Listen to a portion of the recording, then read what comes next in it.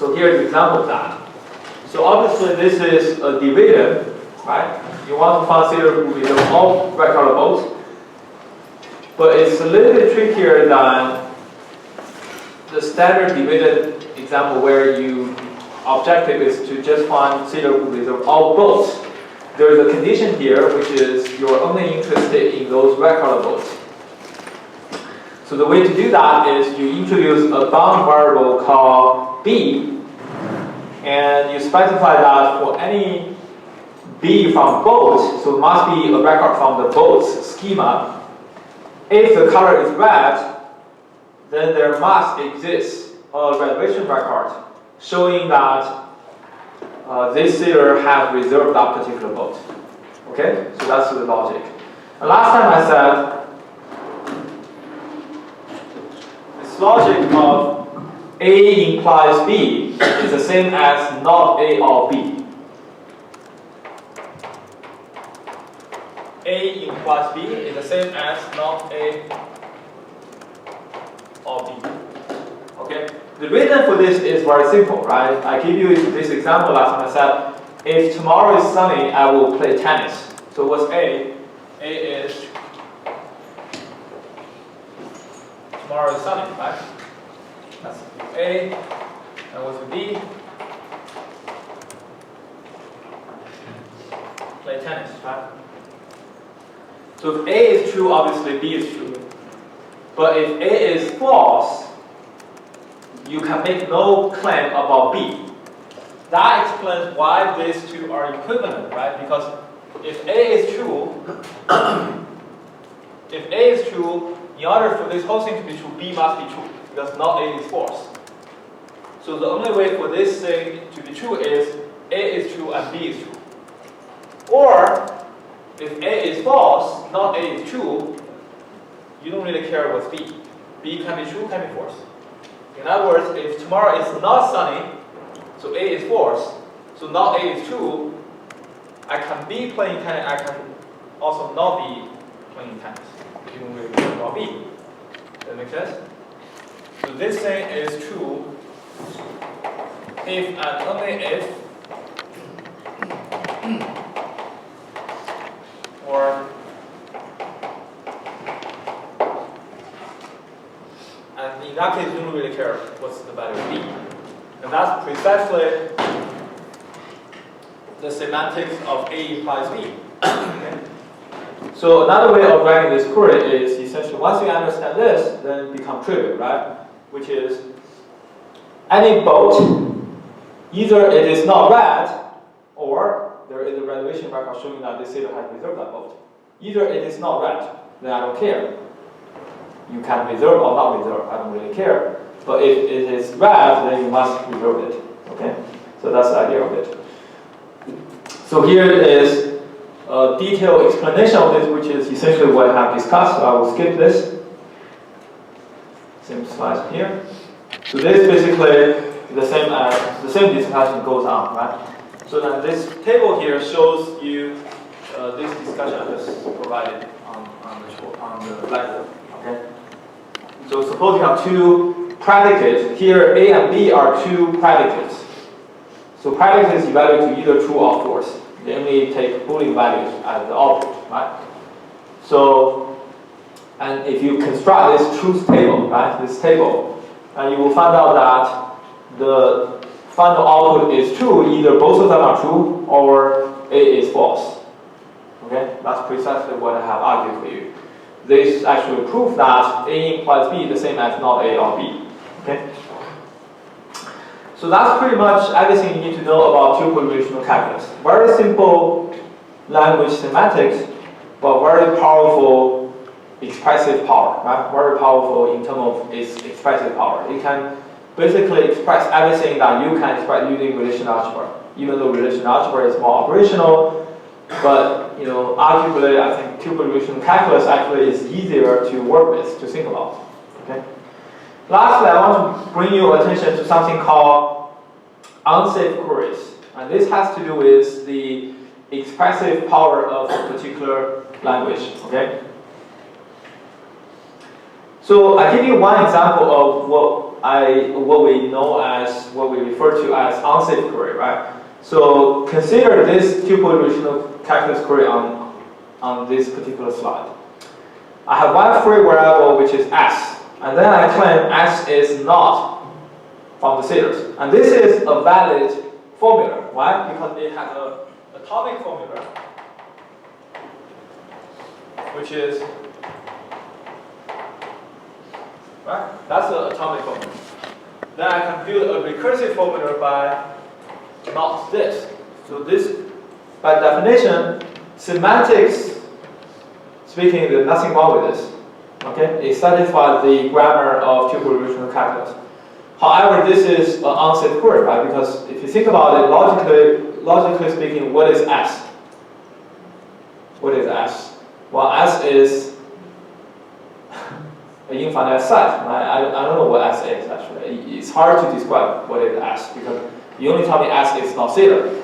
So I know for sure S is not zero, but other than that, there's nothing I can claim about S. So this is what we call unsafe queries.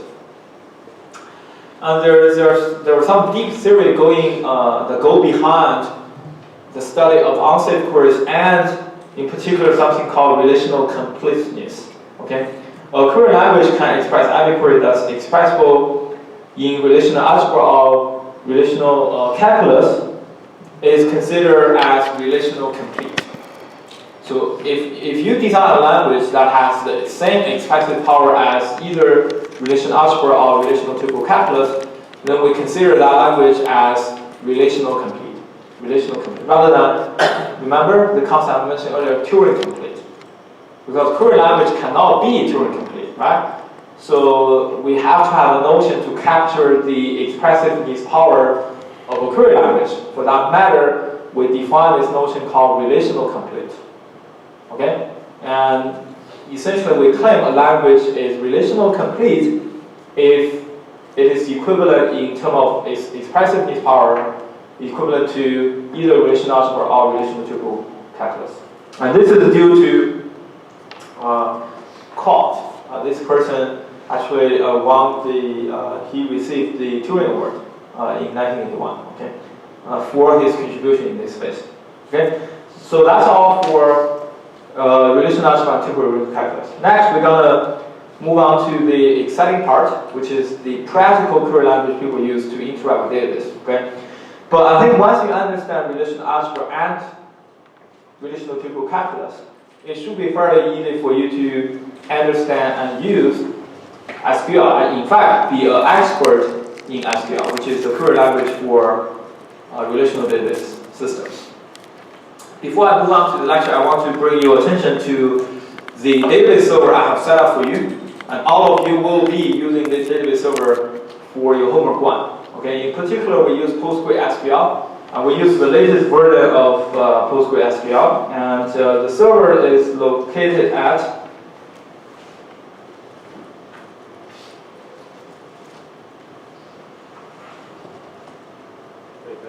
yeah? Is there any way you could do the legs? Okay, sure. So this part, yes, I can. Is it better?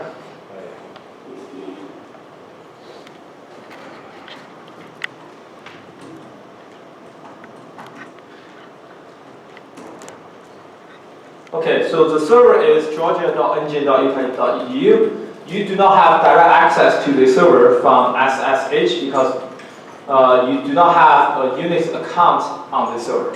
But I do give you a database account, so you can connect remotely to the database server. I will show you how. But I just want to connect to this to show you.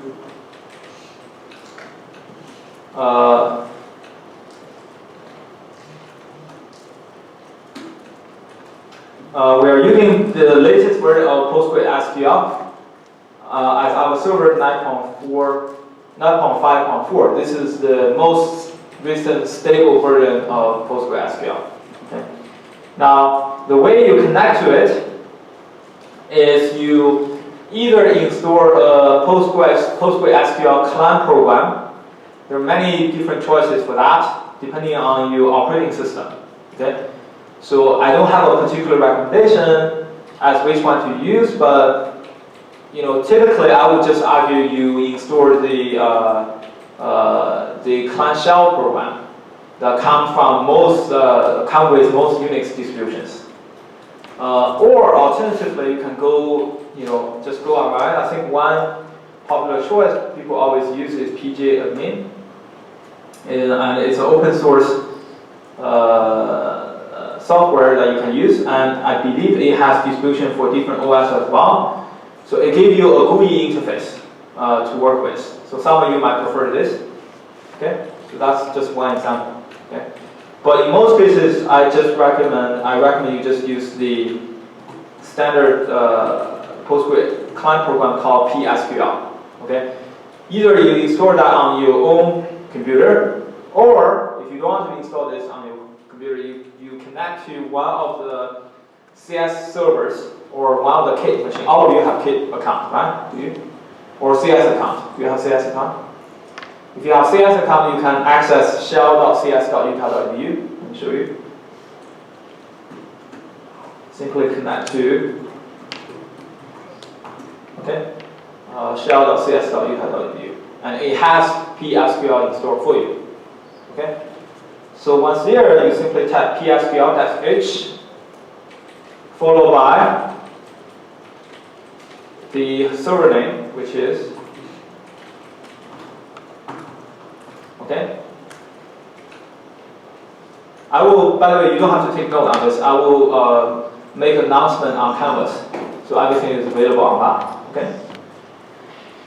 And -u, capital U, stands for your user ID. -h stands for host name, which is to specify the server address, either by a URL or by the IP address of your server. And the default port is for PostgreSQL data server is 5432. You don't have to supply a port number unless the server is configured to listen at a different port. In most cases, most PG server listens at this default port. And MySQL, the default port is this. Okay, so they're different. Now, the username for all of you is, all of you will share the same user account, and this user account has read-only access to the database server. Okay, so that's why you share the same user account. Okay? And you don't have access to any other database on this database server except this one database called DVD rental. So you do have to supply the database name because that's the only database you have access to. Okay? Does that make sense? And they will ask for a password. The password is, I will write out on the board.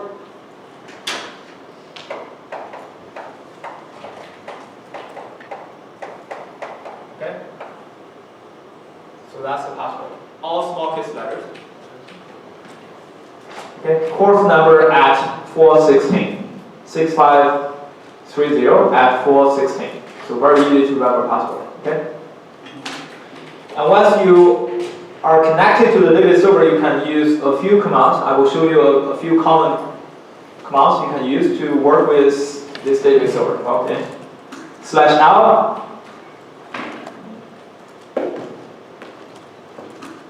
/l shows all the databases on the database server. Okay, as you can see, we have a few different databases, and this account can only connect to DVD virtual database, right? So if you try to connect to a different database, let's say test, it will be rejected. Okay, it will be rejected. Does that make sense? Okay. Now you can use dkey to show the tables or relations from the current database you are connected to. The first column here specifies the type, the access type of this schema is public. So to compare that with just the everything, this shows you all the schemas on the database server, right? But many of them you don't have access to. Okay.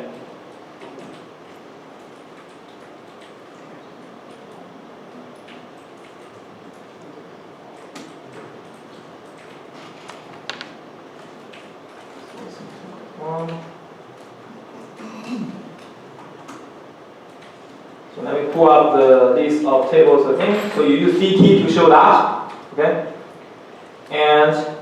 But in addition to tables, you have a bunch of other things. You have, on this database, not only we have tables, we have sequence and view. I will explain what those means into this lecture, okay? If you just type D, that will show you everything, but for the most part, you only need to look at the tables, the schemas you have, DT. Now, if you use D+, that will show you some more detailed information about each table, such as the size of the table and so on and so forth. Okay? But if you use D+, that will show everything, including view and sequence, right? If you just want to show detailed data about tables, you use DT+. That will show only the detailed data for tables. Does that make sense? Any questions so far? Okay. If you're interested in understanding one particular table in detail, right? For example, I want to know the schema of a particular table. You use D+. D stands for, by the way, D is a shorthand for describe. That's the command, right? So you don't have to type describe, right? Just type /D. Okay, if you D+ actor, it will show you the detailed information about this table. Essentially, this is just the schema of this table, as you can tell, right? Does that make sense? Simply the schema. The column is actor ID, type is integer, and it's constraint. Now, default values, and so on and so forth, right? Does that make sense? And it has an index. We will talk about index later on, what that means.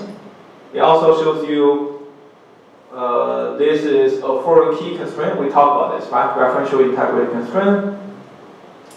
There is also a trigger associated with this table. Okay? So those are the things you can learn from this table. Okay? Then you can, of course, type some simple SQL queries to play with the data a little bit. Okay? Now, so that's a few basic commands to just to get you started. By the way, for literally all database client programs, they always ask you to supply a semicolon at the end to indicate the end of your command. The reason for that is to allow you to type a long query in multiple lines very easily. So you can indicate when is the end of your query using semicolon. And you have to supply that, otherwise it won't execute your query. Okay? So pay attention to that. Now, we are using this particular database schema from this very nice online website called PostgreSQL Tutorial, right? You can ignore all those other things on that website. Of course, it does provide some useful discussion on different SQL semantics, but I will go over them anyway today. The only thing you need to refer to from that website is this particular page, which I have a link on the home page. Go over the sample database schema. And this page shows you the schema of this sample database we're using. In particular, it has 15 tables, 1 trigger, 7 views, 8 functions, 1 domain, and 13 sequences. Okay? I will explain to you what this means into this lecture. Okay? But this is the schema of the table. Okay? And this is what we call a ER diagram. So we didn't discuss ER diagram in this class, right? But I did discuss that in the undergrad database class. So you should know what a ER diagram means. This ER diagram uses a slightly different notation than what we have discussed in the undergrad class. But essentially, this represents, for example, this represents a one-to-many mapping. This weird shape, this little circle, this lines. This basically represents a one-to-many, one-to-one, many-to-many mappings between different entities. Okay? For the purpose of this class, you don't really have to understand those. All you need to understand is the schema of these 15 tables. That you do need to understand, but that's easy, right? You just look at, for example, that's a schema for customer, and this tells you this is the primary key. If there are two keys like this, that means the combination of them is your primary key. It doesn't mean it has two keys. It has only one key. Each table can only have one primary key. This simply indicates the combination of them is the primary key. That make sense?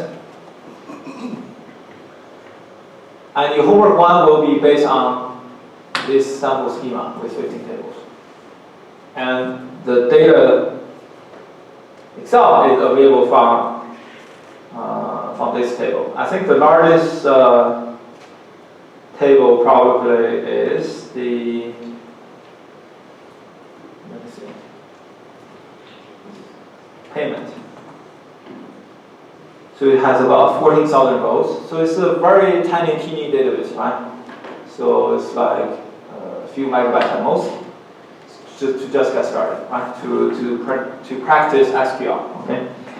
Now let's come back to our lecture now. SQL. So many of you, I believe, either from your work or from your other studies. Maybe we should pick the theme for today's lecture, because I will constantly switch between the lecture slide and that data, so I want to show you live demos of the syntax I will be going over. So let's keep the lighting like this for today's lecture. So many of you must have some experience using a database system, right? Either by taking an undergrad database class or use database in your work, right? So from that point of view, many of you may say, okay, I understand SQL. I don't need to learn this another time.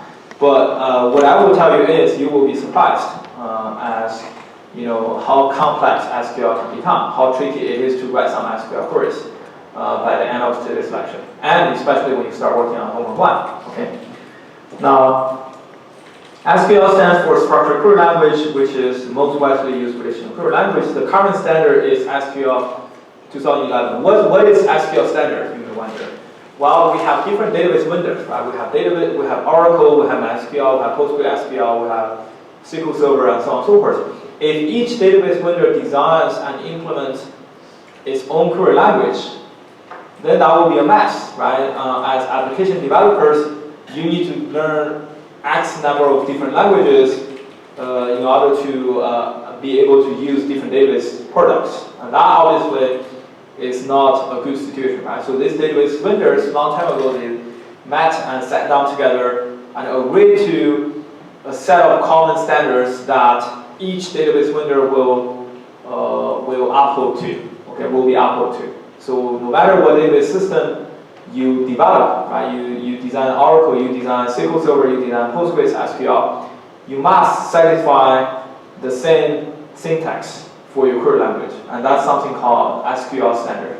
And they meet and update this standard every few years. They don't do this every year. So the latest standard is SQL 2011. Okay.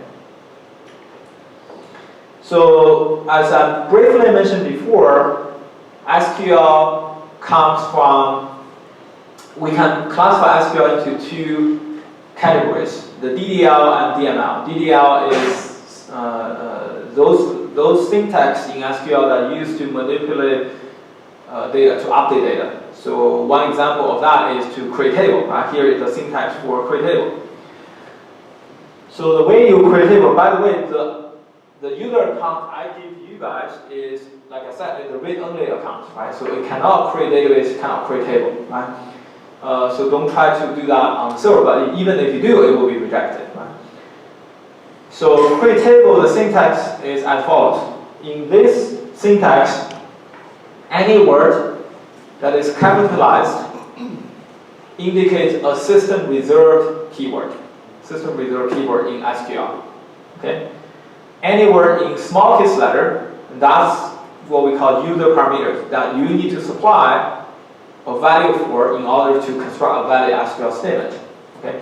So for example, in this case, create table is system reserved keyword from SQL. You need to supply a table name. The rest of the syntax follow a regular expression syntax. And in regular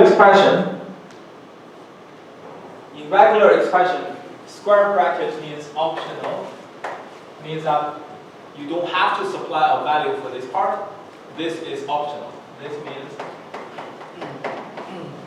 optional. Okay? Avoiding var means alternatives. Okay? So it means choose from one of the following. Does that make sense? Okay? And with that being said, let's try to understand this semantic together, okay? You have to supply a small bracket, a pair of small brackets, opening and closing small bracket. Then you specify column name, data type, which is a set. A curly brackets indicates a set. Does that make sense? Indicate a set. And so what this says is you supply a value for table name, bracket, and you specify a column name and the type for that column name. Then it is optional for you to specify some default value for that column. What's the default value for that column? And it is optional for you to specify what we call a column constraint. I will be explaining what that means in a minute. Okay. Then at the end of it, you can have a table constraint. Okay. So the different data types are listed here. Character n typically is written as char n. That essentially indicates a string. A single character is, in most systems, a single character is 1 byte. So a character array of n characters essentially is a byte array of n bytes. Does that make sense? And you can use this to represent a string or some generic value because it's simply a byte array. And there's another data type called character varying n, and in most systems it's written as, in most database systems it's written as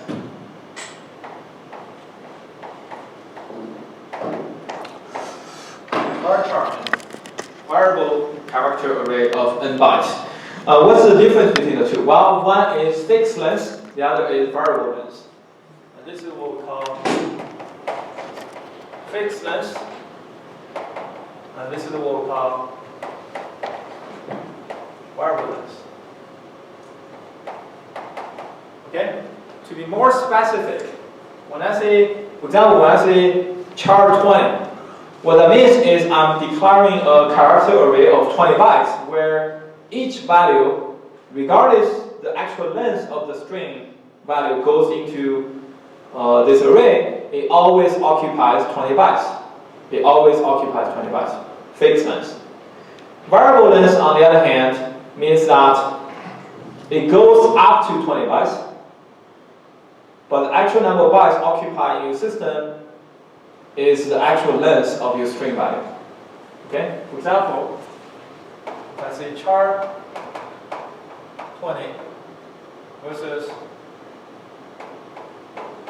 var char 20. Okay? If I have two columns having different types, and if I insert my value, my name and the string value, Feifei, to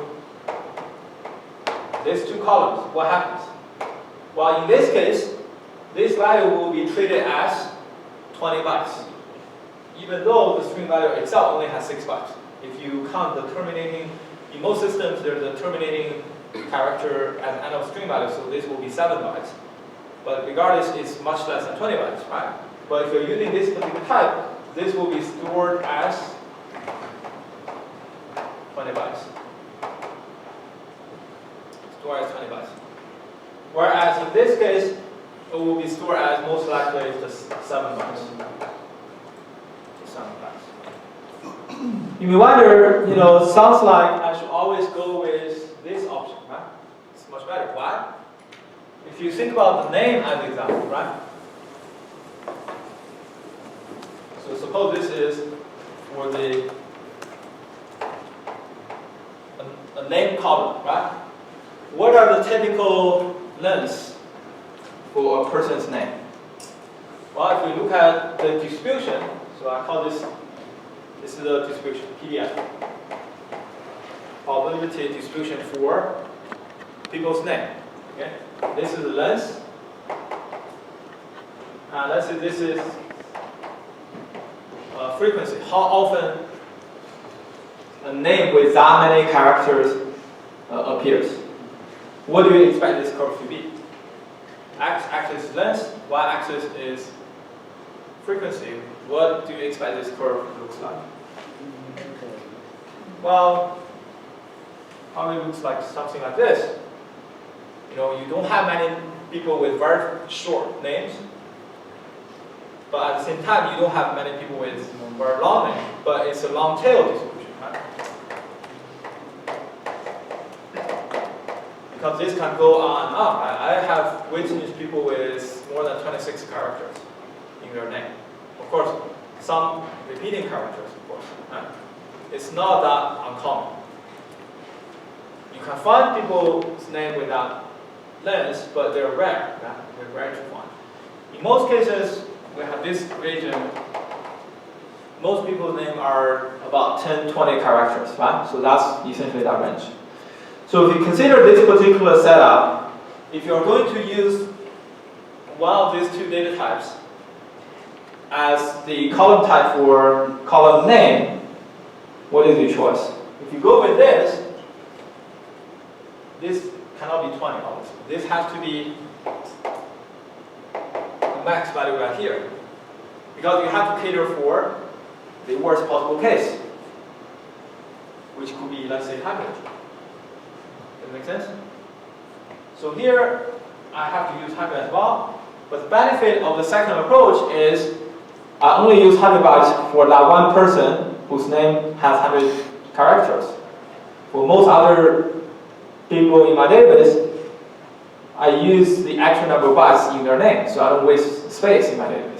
So seems like the second choice is always better. It's a clean cut. We should always go with the second choice. But then obviously that doesn't make sense, right? If that's the case, why database system has to design this data type? So keep this in mind. We will come back and visit this later on when we get into the kernel. I will explain why we actually need to have fixed length data types. Even though it sounds like variable length type always like a better choice. Actually, the answer is no. There are cases where you have to use a fixed length data type. Okay? Then some other data type one, other data type deserves some discussion is called this thing called serial, which is a unique ID for indexing and cross sequence. And this serial data type is being referred to as using different notation in different database systems. In PostgreSQL, this serial data type is essentially that sequence we have just witnessed. Let me come back. So you see there is an actor ID sequence, and the type is sequence. Did you see that? Type is sequence. Okay. What that is, if I describe the actor table,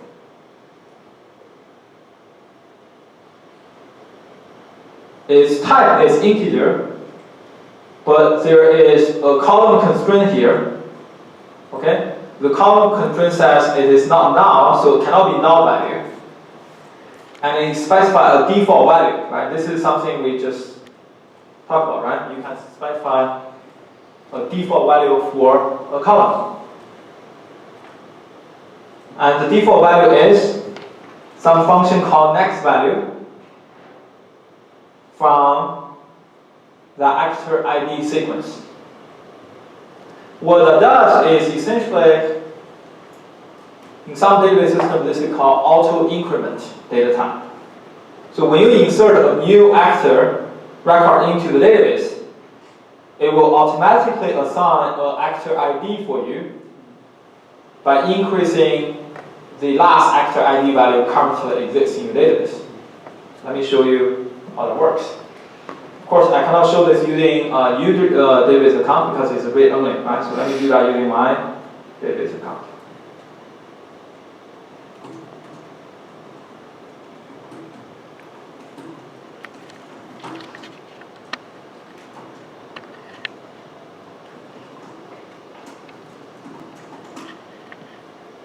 What's my user ID? I think it's, oh, sorry.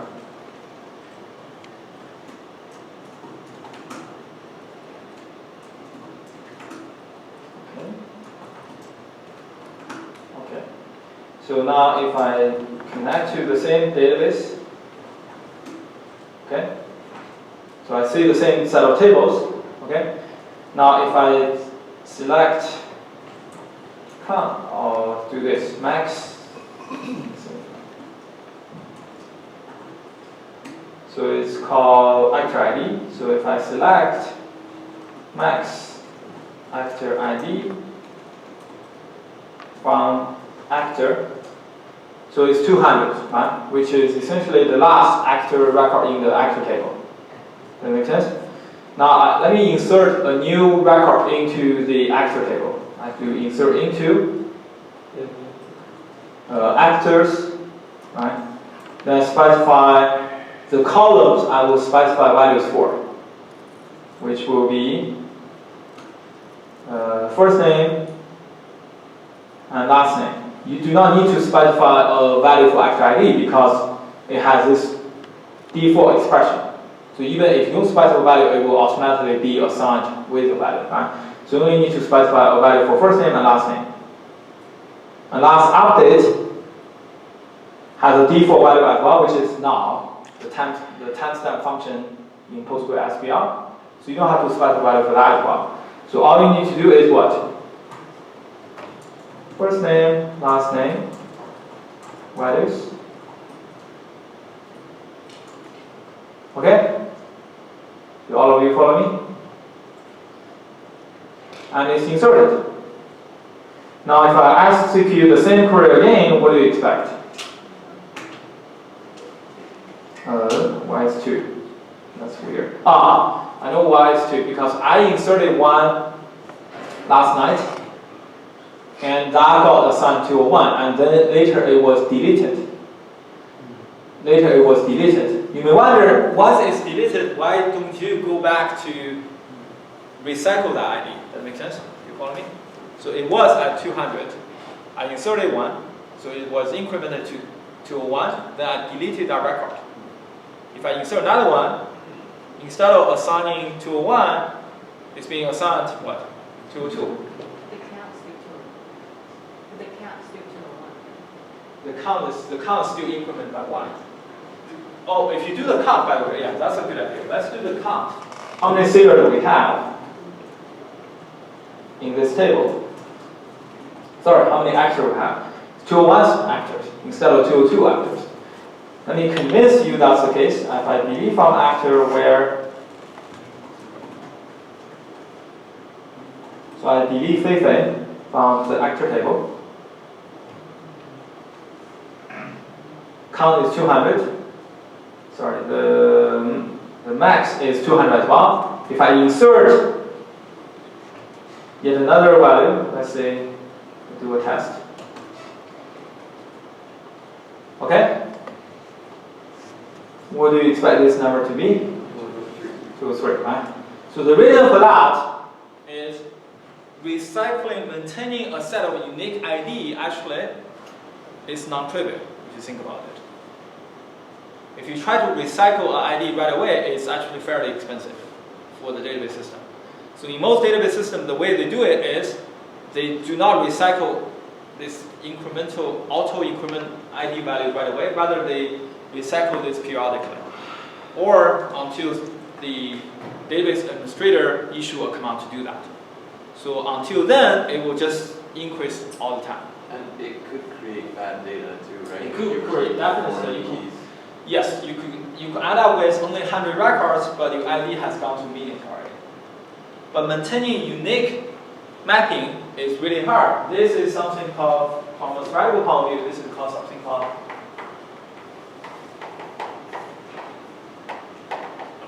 perfect hashing. So the idea is you have a set of elements, okay? And you want to map them to a random field. So basically give them unique ID for each element in the set. Does that make sense? Perfect hashing says my input space, the size of my input domain must be of the same size of my output domain. Meaning, I'm not using any additional bits that are necessary to do this random mapping. If I have 100 elements, I will map them to an output field of size 100 only. But typically, this is really, really hard if you think about it, because you need to maintain unique identifier for a set of elements over dynamic insertion and deletion. This is really hard and very expensive. So perfect hashing is hard.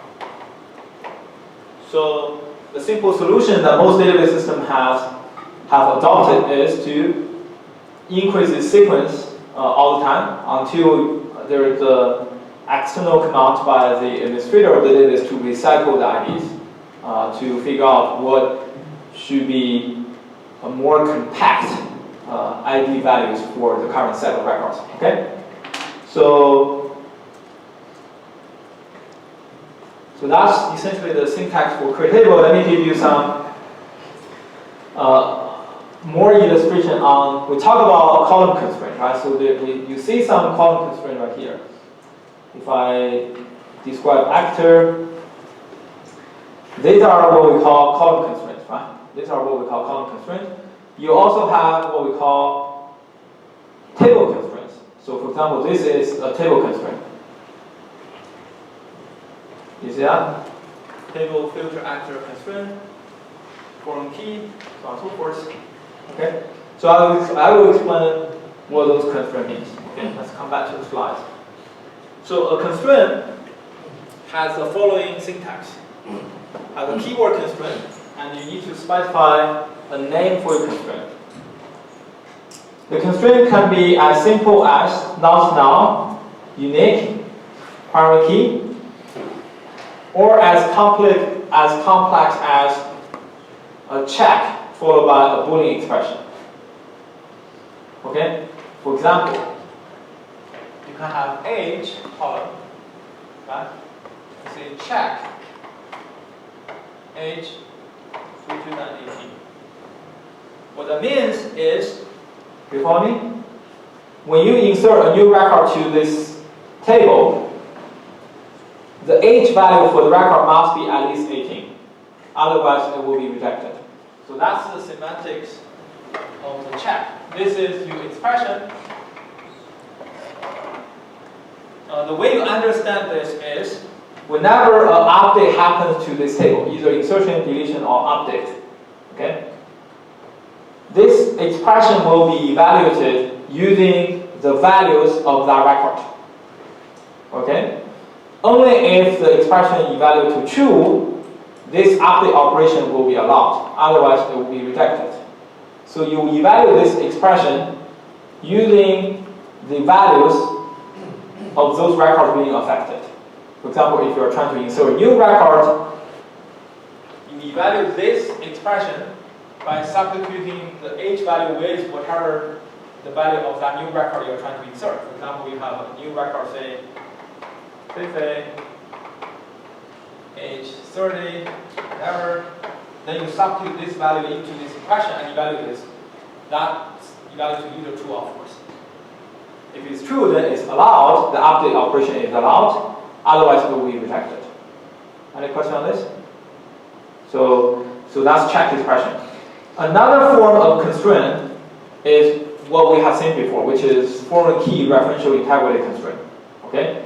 And you specify that using a keyword called references, followed by a table where this key is a primary key. And then you also specify what happens to this referential integrity constraint when an update or deletion has happened in the home table where this key is a primary key. So we had this discussion before, right? We said what happened to the enrolled records when a student record is deleted or updated. Update in the sense that the student ID value has changed. If you update the student name and so on and so forth, that doesn't matter.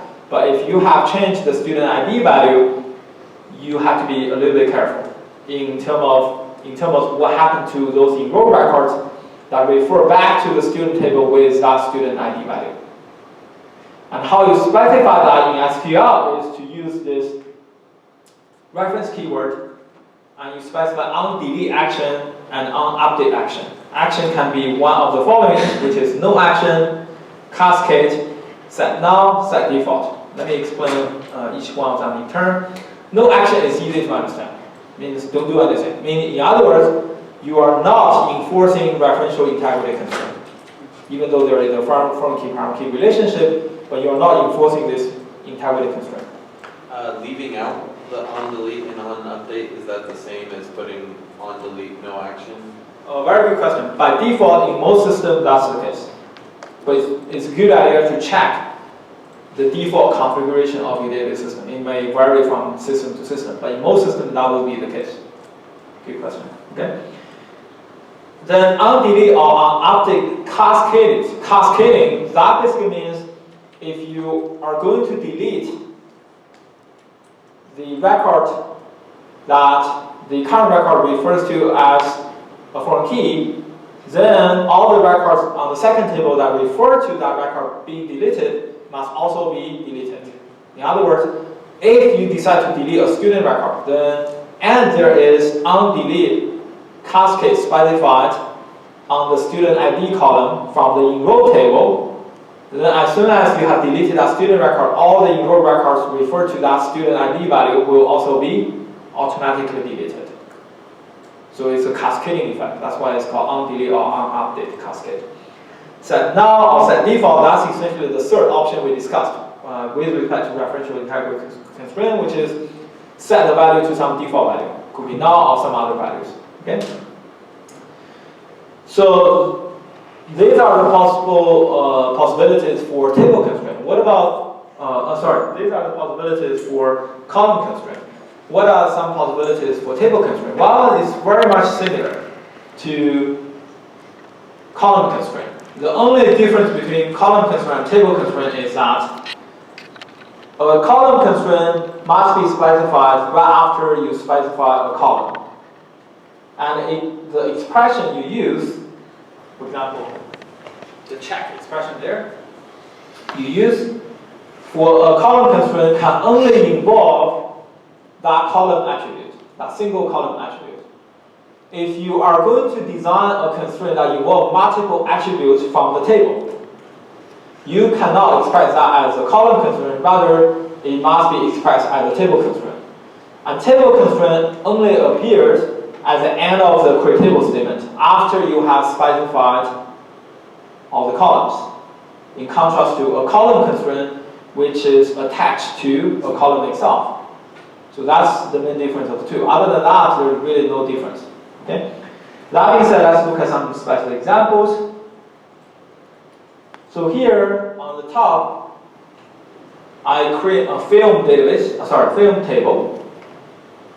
Code is the primary key. So primary key, in this case, is treated as a column constraint because your primary key has only a single attribute. So you can express that as a column constraint. If your primary key has more than one attribute, then you cannot express that as a column constraint. You have to express that as a table constraint. Okay? I also have a candidate key, which is the date of the production. I specify that in this case using a table constraint at the end, using the keyword unique. It also has a foreign key, reference the distributor table, which is specified down below. And in this case, I specify a table constraint which checks the DID value must be greater than 100 and the name is not equal to empty. Okay? Does that make sense? So in this case, you have to express this as a table constraint. You cannot express this as a column constraint because it involves two columns. Of course, it really depends on what is your logic here. What is your logic here? If it's an AND condition, right? And involving multiple terms, where each term involves only a single attribute, you can actually express this as a combination of multiple column constraints. Because the semantic, the logical semantic between multiple column constraints is to AND them together. Does that make sense? Yes or no? Well, but if I change this to OR, so either DID is greater than 100 or your name is not empty, then that's something you cannot express using the combination of column constraints. You follow me? Okay. So that's some basic understanding behind query table. Now let's revisit this example. I gave you this example before, right? When we talk about relation model, what this query does is simply select all students from the student table whose age equals 18.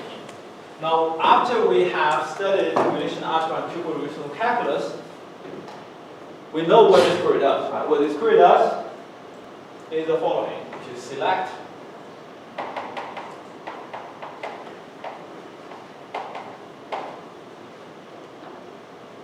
follow me? Or in tuple relational calculus, this is S.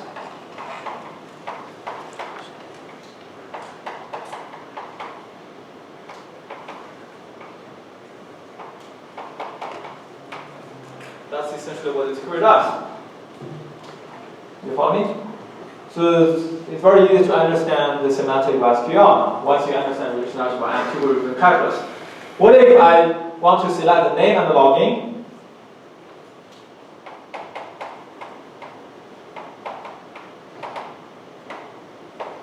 That would be the case in relational algebra. You add a projection after you have done the selection. What about tuple relational calculus? Well, S is your free variable, right? You cannot claim S belongs to Sailors because S does not belong to Sailors.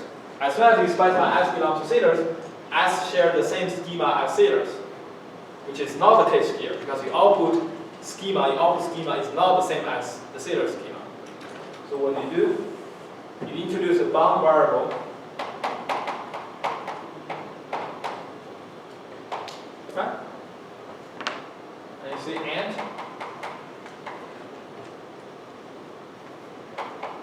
T H and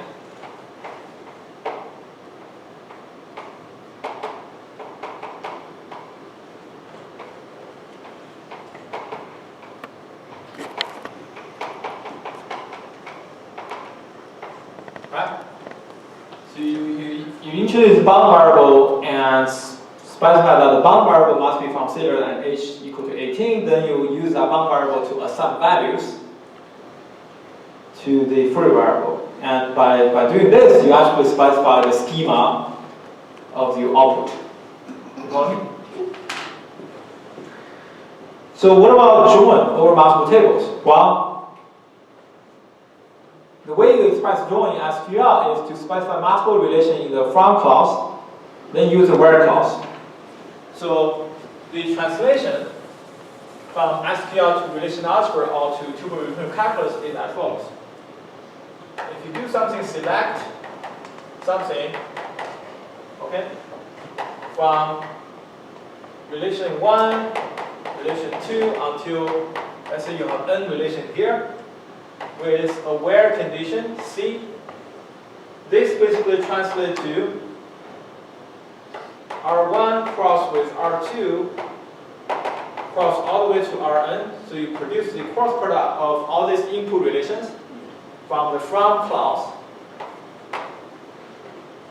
Then you perform a selection with the condition from the where over the cross product of these n relations. At the end of the day, what do? You do that projection, project out that something from the select clause.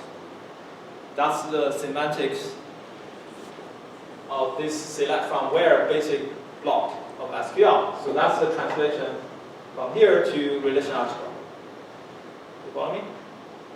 You can also do the translation from here to pupil relational calculus, I will leave that for you to exercise. We actually have that on our slides, right? So you can just review our slides.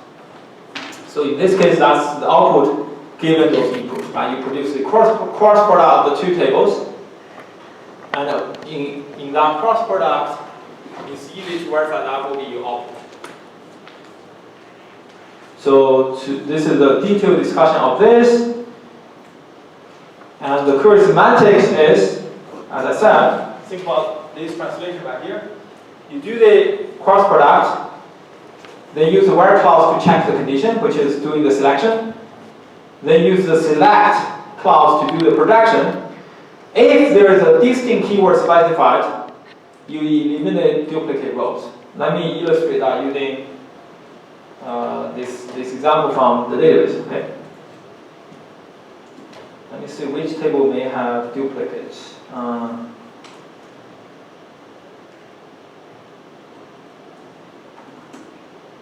Store has manager address and did not update.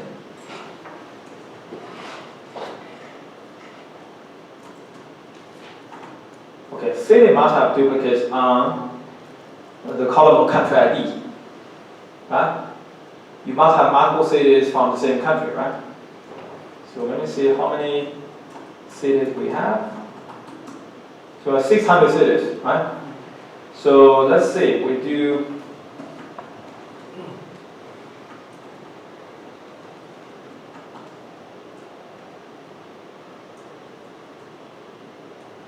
so it's called country ID, okay.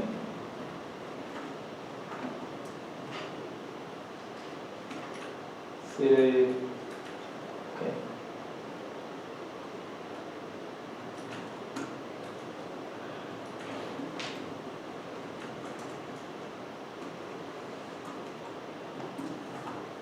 From city where I don't want to say that all 600 of them, right? So let's say I limit to 10 cities. Do you follow me? This is correct? And we have duplicates. You see that? There are these two countries. I don't know what that country it is actually. Do you know this cities? Who knows this cities? The bonus. Don't Google or wiki, right?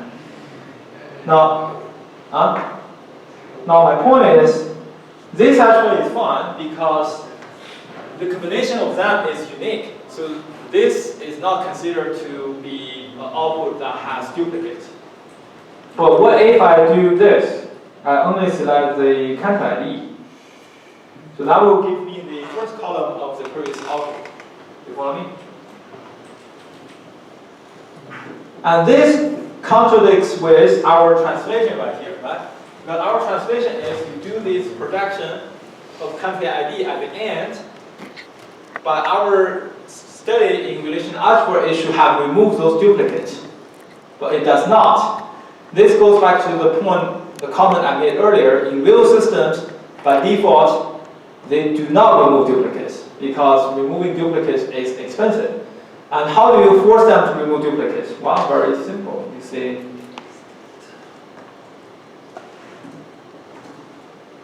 distinct. You use the keyword distinct to indicate that you would like to remove duplicates. However, distinct is applied. Remember, distinct is not applied over a single column. It's applied over the output schema as a whole. Let me finish, then answer your question. Meaning, if I do this, do you follow me? The output is treated as a whole, as a schema, when you try to remove duplicates. It will not remove this 244. It will not treat 44 as duplicates right here, because when you do distinct country ID and city, the combination of them is what you are searching for duplicates over. And the combination of them is not considered as duplicates. Now, back to you. I was just wondering why the order of the output changed. Why the order changed? That's a good question. That's because the query plan will be different. I mean, if you explain, I'm going too fast in advance, but since you asked, what's your name? Jacob. Jacob. People ask why the order. That's a very interesting observation, right? The order of the output is different, right? Even though from a set semantics point of view, the order doesn't really matter because set, mathematically speaking,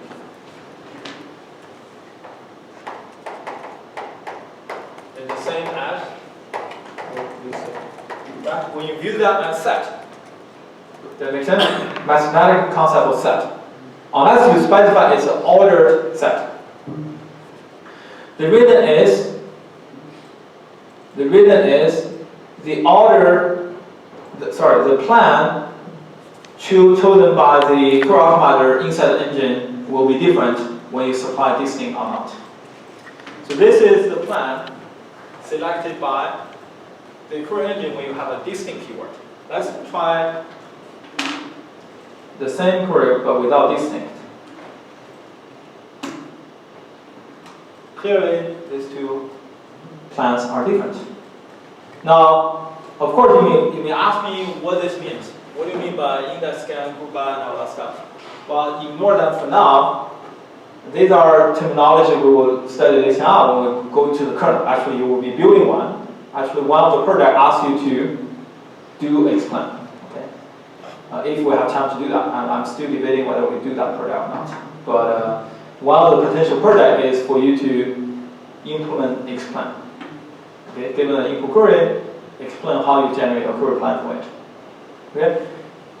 Even though we don't understand the details yet, but you clearly can tell these two are different. The plans are different. Meaning, the way they execute these queries are different. That's why the order of the output is different. Okay? Finally, I am curious about finding out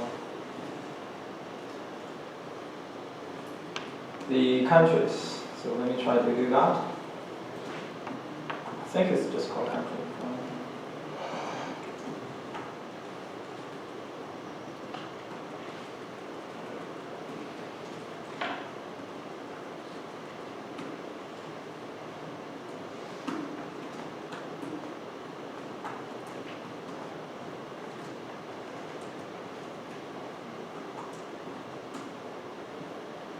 So there's no country ID. I think you put an underscore instead of a dot in the where clause. C2 underscore country ID. I got you. No, that's not. I think it's. Oh, country ID and country. I think it's right. Select country ID. Okay. Oh, I see. The reason is there is ambiguity right there because there are two country IDs. One from the city table, one is from the country table. You need to specify which country ID you are projecting out. You follow me? So from India. How come? Do you have a student from India here? You guys don't know these are cities from India? No? But they are. They are. Okay, yeah. But I was asking that question this time. Nobody responded. Okay, alright. Anyway. Okay, back to the slides. Okay, now you understand the semantic of this. So here's a illustration, animation of this. I have shown this before to you, so I will skip this. You do the cross product of the two, produce that. From the cross product, you check the where condition, eliminating rows, then final projection, eliminate columns. That's your output. But obviously, if you do it this way, it is very expensive. Clearly, why? Because if each table has roughly, if the size of I is roughly n, I, then the cost, let's say n, okay? Then the cost of this query is what? For this query. If you do it this way, the cost of the query is this. Right? Because it's bounded by the size of the cross product, which is m to the power n. Clearly, we are not doing that, right? Because if you explain this query, if I explain this query, which is a join, by the way, okay? What do you get? You don't see cross product anywhere, right? In this query plan, you don't see cross product anywhere in this plan. Do you? Right? So obviously some magic has happened.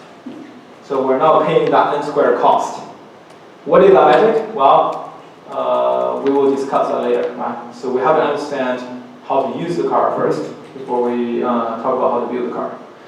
Okay. So, but keep in mind, this is something we will be revisiting later on. Okay. All right. So now the details. These are the basics, fundamentals. Okay. Now let's go to the details. These are my sample schemas and my sample instances. Reserve, sailors, boats. Okay, very simple. These are the schemas of those tables. Okay, we have seen this before, right? So I will go over this really quickly. So basic geometry is like this. We understand there's no problem. You produce the cross product. From the cross product you check, for those records where the two SID values are the same and boat ID is 103, this gives you the sailor who reserve 103. Okay? So that's a very simple example. So one thing, actually, just now in this query where I made a mistake on, which is I forgot to specify C1.country ID. Right? The C1, C2 is what I call them as range variables. Range variables. They are extremely useful, right? Because if I don't specify them, for example, if I don't specify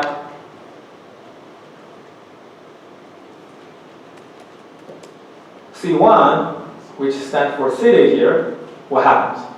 Well, I no longer can do C1 dot country ID equal to C2 dot country ID. And I cannot do this because there are two country ID columns in the cross product between city and country, right? So if you leave just the query as this with country ID, it creates ambiguity for the underlying engine. I don't know which country ID you are talking about, so you do have to specify this, qualify this as city dot country ID. So instead of typing C1 2 letters, I have to type 4 letters.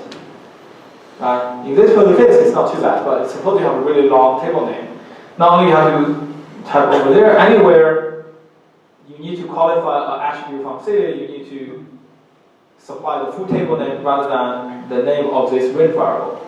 So you see the first benefit of using range variable, which is simplify your query writing. Does that make sense? So it does the same thing. So it gives you same output, but it's just much easier to write a query. But in another case where you may want to do a self-join from the same table, right? So here is an example of it. So here's the example where this may help you simplify your query writing. Let me give you another example where you absolutely need to use range variable. Because if you think about it, in this case, yes, it's convenient to have range variable, but it's not absolutely needed. If I want to, I can just type the query as above, right? There's nothing wrong with it. But if you do a self-join, something like this, on the top. So, for example, I want to do this pairing operation for my sailors club. So I want to produce pairs of sailors. And I want to consider all possible combinations. But I do have one requirement, which is in any group or any pair I generate, there must be a senior sailor and a junior sailor. You cannot have sailors of the same age go to the same group. Do you follow me? So I want to consider all possible pairs. That's something called self-join. A table joining with itself. In that case, you absolutely need to use range variable to get rid of ambiguity in your join syntax, right? Because if you don't qualify the first sailor instance as X, the second sailor instance as Y, there's no way you can express that where condition. Which age you are talking about, which age value you are talking about, okay? Now, let's do, the way I'm going to cover SQL is by going through examples from simple ones to the more complex ones. Let's say I want to find a sailor who reserve at least one boat. How do I do that? Well, that's just as simple as doing a join. You join the sailors with reserve. If the join output is not empty, that means the sailor has reserved at least one boat. Then you output that sailor. Otherwise, you don't output anything. So that's essentially this query. Okay? One question is, would adding this thing to this query make a difference or not? Meaning this query here versus this query right here. Will the output be different?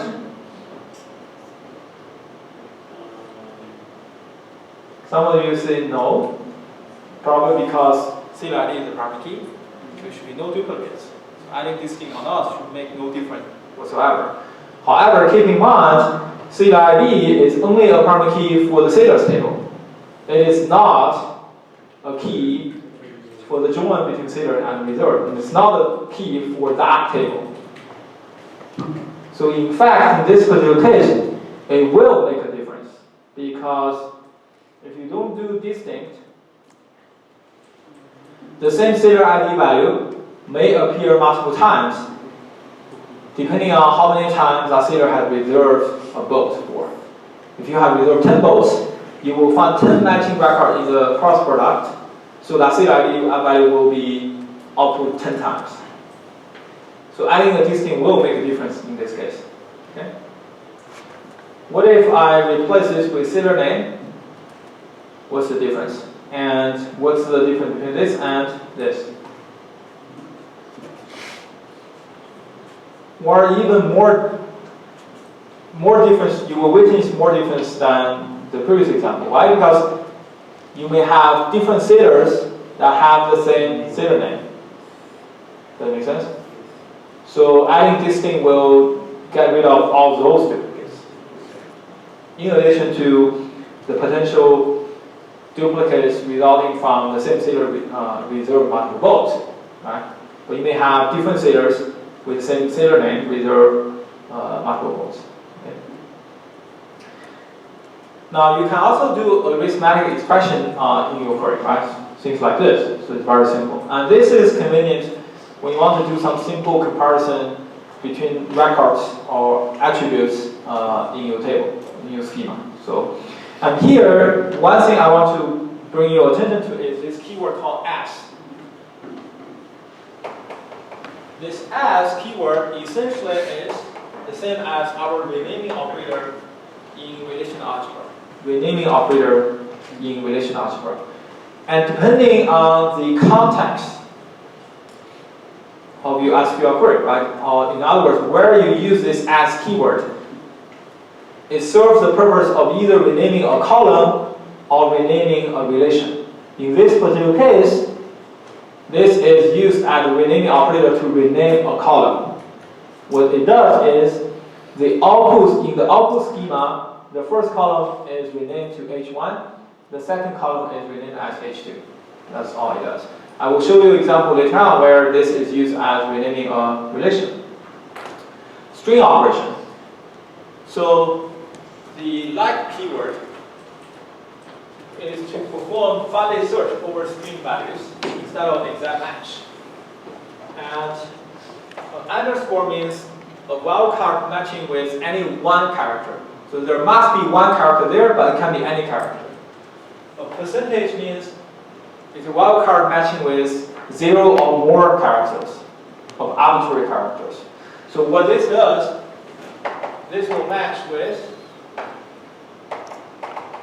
Jim, this will match with Jan, this will match with, I don't know, any word with 2 letters here? I don't know, let's just give Jane, J-I, J-A-I-M, something like that. So it will match with all of this, but it does not match with this, because you must have one character, at least one character there. But it could be more, but at least one arbitrary characters. Okay? So for example, in this database,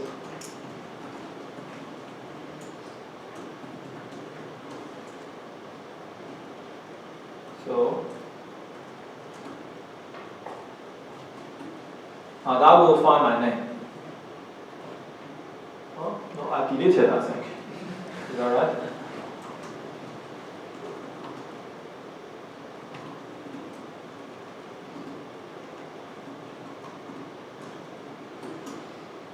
What is there? Don't you need another wildcard after the first one? Let me see. No, it's this. Say in Fei Fei. Oh, okay. It's 1, right? Okay, gotcha. I need to, the last letter is 1. This is the fifth, I added figure 1 to it. Right? So the last character must be 1 instead of I.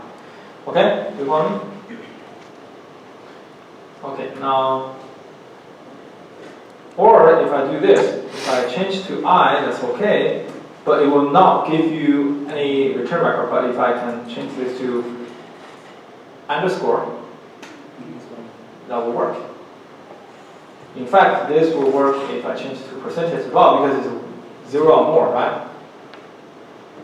But if I change this to E, this still works, but this will no longer work. Does that make sense? Now, so that's the string operator. Now let's look at some more complex SQL operators. Find sailor ID of sailor who reserve a red or green boat. So this is a simple query to write. You do a join between boat and reserve. You don't have to join sailors because your objective is to find only the sailor ID. It doesn't ask you for sailor names. So you say you do a join between sailors and boat and reserve. You say the color is equal to red or green. You can either do that or you can use the keyword union and define 2 blocks, 2 SQL blocks. The first block finds the sailor ID with the red color boat. The second SQL block finds the SID with the green color boats. Then you union them. And note that in this case they are union compatible because the output schema in both cases are just SID. So they are union compatible, so you can union them. What about find the sailor who reserve red and green boat? We already explained before this will not work. If you simply change or to and, this will not work. This is wrong, right? Because no boat is colored at the same time as both red and green, right? So this will not work. So how do you do this? Well, in relational algebra, what we said is we use intersection. Find the, in other words, here instead of using union, you can use intersect. That intersect. A intersect B, 2 sets intersect. Right? What if you don't have intersect in a table, in a database system? It's possible that a system doesn't support the intersect keyword because even in relational algebra, intersect is not one of the basic operators, remember? So some database systems do not support intersect as a keyword. How do you do this query without the intersect keyword? Well, there are multiple ways of doing this. The first way is you introduce 2 copies of the reserve and both instances, B1, R1, B2, R2.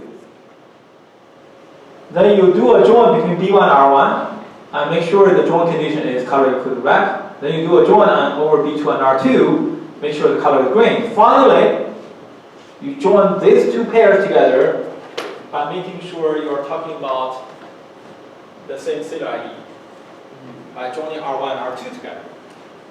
You follow me? So that's the logic. Okay? That's the logic. Alternatively, if this is hard to read, you can use as to rename an instance and use that to construct your query. The idea is as follows. You make, again, B1 R1 refer to the instance of both and reserve respectively.